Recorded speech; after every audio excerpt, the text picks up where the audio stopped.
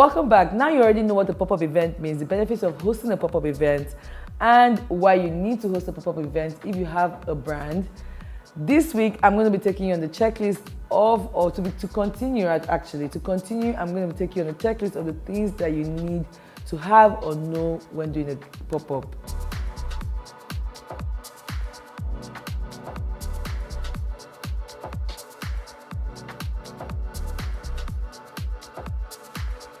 You need a guest list. Your guest list should contain influencers, fashion influencers. It could be beauty influencers if your pop-up is around beauty, or influencers around the industry that you're in.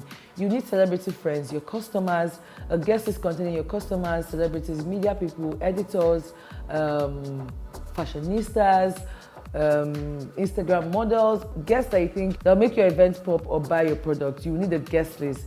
Number two, after you've created a guest list, before your announcement, actually, like I said last week, you need a flyer. By your flyer, I mean that's the flyer you use to send out to people, but that's the first flyer you say this is the date you're saving, or you use to pitch out to media partners and your vendors. So number two, you need a flyer and an invitation. You need to create something simple. I've told you last week, as a small business owner, there's different apps or different tools that you can use to create digital apps. Example, Canva. So you don't need to contact a graphic designer anymore. You can use Canva to create a small flyer or a short flyer, and you don't need to pay anyone to create a flyer for you. So like I've been saying since, this is all on a small budget. Creating a pop-up is on a small budget. So you need a guest list, and your guest list will contain people that are, you can easily afford to contact. So you need a flyer. For me, like as soon as I know and I've confirmed that this is the space that we're using and this is what we're going to set up, invitations immediately. Start sending out your invitation as a flyer. I'll send it to clients, send it to customers, send it to editors, and send it to everyone. Once you got that right, you need props. I mean, for your background or for your backdrop, you don't have to do anything serious. You can do something simple. Go on Pinterest. Find out how you can create like a small wall where you can take pictures of people.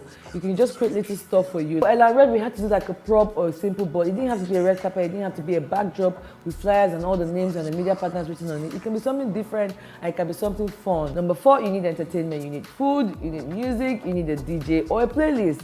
So by food, I mean you don't have to go overboard and spend money and buy plenty food for people. You want to sell and you want people to come and buy. So as much as people are coming from the various places, they might be coming from afar or they're here to meet you, you shall need to entertain them.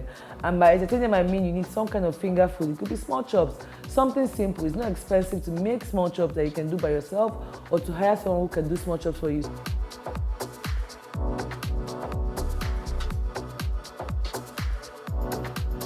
Music, you don't have to hire a DJ. Like I said, on my last episode, I said there are so many tools that business owners can use to relax. You can also use these business tools to create stuff for yourself. So say you have this pop-up event, you don't have to hire a DJ, you don't have to hire anyone. Create a playlist for yourself. If you can afford a DJ, why not? But if you can't, create a playlist, sit down, spend a day, listen to songs, and create a playlist of how you want your vibe or the vibe that you want your pop-up party to go as. So you don't necessarily have to hire a DJ. Next, you need a photographer. A photographer will help you capture moments that you always remember. So a photographer would save you the energy or save you the time of using your phone to go around to take pictures. You need a photographer as well as a videographer. You also need a videographer at least to record the moments. And like I said, we're in 2017. Content is going huge and big. I've said this over and over again. Record, even with your phone, record what you have or record whatever you're doing. Create a story behind it. Someday you definitely need it, and you go down to your archives and dig all of this to get them out and shoot you need this content. Ring, I've rang this bell in your head severally. Social media is a tool. Use social media as a tool. Use it, share your information, share your flyer, share your messages, tell people about it, tag your friends, tell your friends to share with their friends, tell your followers to share with their followers. Invite people personally, send them DMs, tell them what you want them, how you want them. If they can make it, you would love to have them. Share with your community. I mean, use social media as a tool. Don't use it to just put a flyer, just whatever, take pictures and all. You can use it to tell people what you are all about. Like what I did personally as the event consultant for social media, we use social media and technology to drive traffic towards the event, creating a fashion film for Ifa Iwuna and LRS campaign. We use social media to put out word in terms of Adela makeup as well. So you use social media as a tool. Use it to create new experiences for people, show people what you've been up to towards your event, what you're up to, how the bags are being packaged, what you guys are doing, how you're stealing clothes.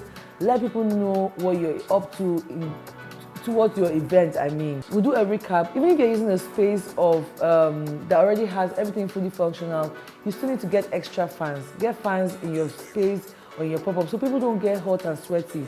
I've realized that there's loads of these events that we go for, people start sweating and people are hot. They want to hurry up. They don't even want to check out the clothes or the product or the service anymore because they are uncomfortable. So you need to set up, you need to get fans. And it's not a must to actually give people a goodie bag because you want people to come and buy. Like I said, goodie bag and food is not a must.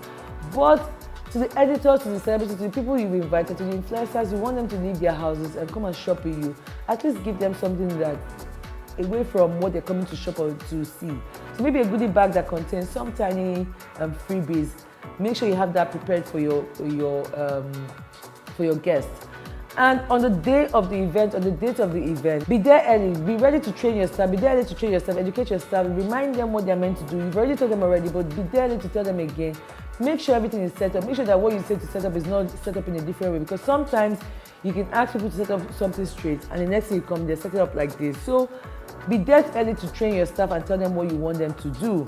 And finally, after the event, follow up with people, send people a thank you message, tell them thank you. It's not just about putting up the post or post event on social media, say here's what happened at the NRS summer party and blah blah blah. Thank people, send people thank you messages for coming through. Tell them you would love to see them again at the store, even though the sales are over. You would love to see them again another time. You would love to see them. Let them know how you feel, or just say a thank you message to people. Yeah, we've come to the end of this episode. It was fun hanging out with you guys. I loved hanging out. If you have any questions, thank you for keeping the questions and the emails coming through. I love them. They're giving me ideas for new content. It's helping me. I'm beginning to think now that we're all producers of the show. So thank you guys for emailing me your questions. If you've got topics you want me to talk about, send them to me, DM me, tell me what you feel.